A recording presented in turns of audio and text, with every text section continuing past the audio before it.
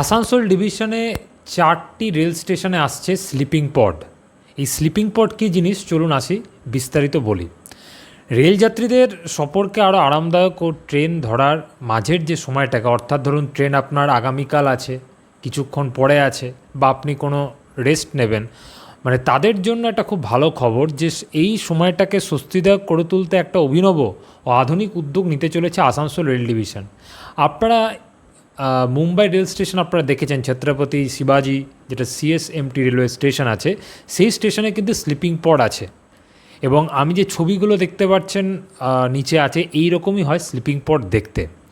তো আপাতত এই যে আসানসোল ডিভিশনে যে 4টে রেল স্টেশন, কোন 4টি রেল স্টেশন পাচ্ছে সেটা হচ্ছে দুর্গাপুর, যোশীডি, মধুপুর এবং শিমুলতলা। এই 4টি রেল স্টেশন প্রথমবারের মতো চালু হতে যাচ্ছে এই বিশ্বমানের স্লিপিং পড বা আধুনিক বিশ্রাম কক্ষ। রেল প্রশাসন সূত্রে জানা গিয়েছে যে আগামী শ্রাবণ মাস থেকেই সাধারণ যাত্রীরা এই আধুনিক পরিষেবার সুবিধা উপভোগ করতে পারবেন। আসানসোল রেল ডিভিশনের senior divisional commercial manager marshal A Silva জানিয়েছেন যে এই স্লিপিং পডের মাধ্যমে যাত্রীদের অত্যন্ত কম খরচে 5 স্টার হোটেলের মতো সুযোগ সুবিধা দেওয়া হবে। রেল স্টেশনের ভেতরেই তৈরি হতে চলা এই পডগুলো হবে সম্পূর্ণ শীততাপ নিয়ন্ত্রিত। এর ভেতরে থাকবে আরামদায়ক আধুনিক bed, high speed wifi, LED light এবং আধুনিক প্রযুক্তির বাথরুম। যাত্রীদের মালপত্রের নিরাপত্তার জন্য এখানে ডিজিটাল লকারের ব্যবস্থাও থাকবে।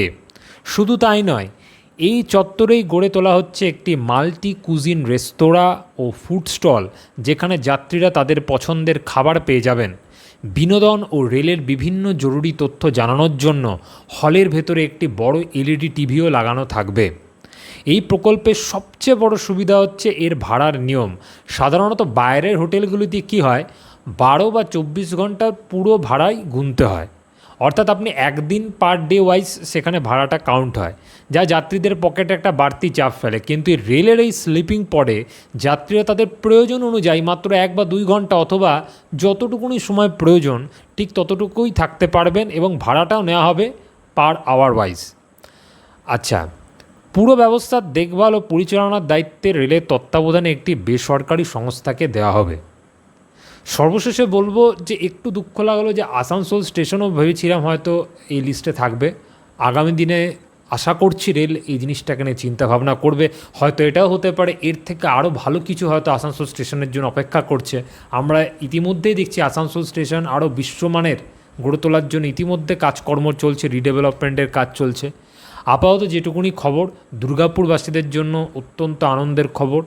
এবং দুর্গাপুরে যারা যারা মানুষ, যে সমস্ত মানুষ কর্পোরেটের কাজের জন্য বা বিভিন্ন শহর থেকে এসে যারা বিশ্রাম নিতে চান, তারা কিন্তু দুর্গাপুর স্টেশনে আগামী দিনে খুব সুযোগ সুবিধা সহ কিন্তু এই পড, স্লিপিং পড থাকবে। শুধুমাত্র দুর্গাপুর নয়, যেগুলো বললাম যোশীডি খুব একটা important station, Madhupur important station, শিমুলতলার পাশাপাশি যোশীডি মধুপুরে মানুষরা কিন্তু অনেক সুবিধা হবে।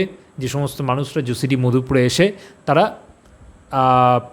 আওয়ার ওয়াইজ, মানে যতক্ষণ তারা বিশ্রাম নিতে চান, তারা সময় কাটাতে পারবেন। ধন্যবাদ।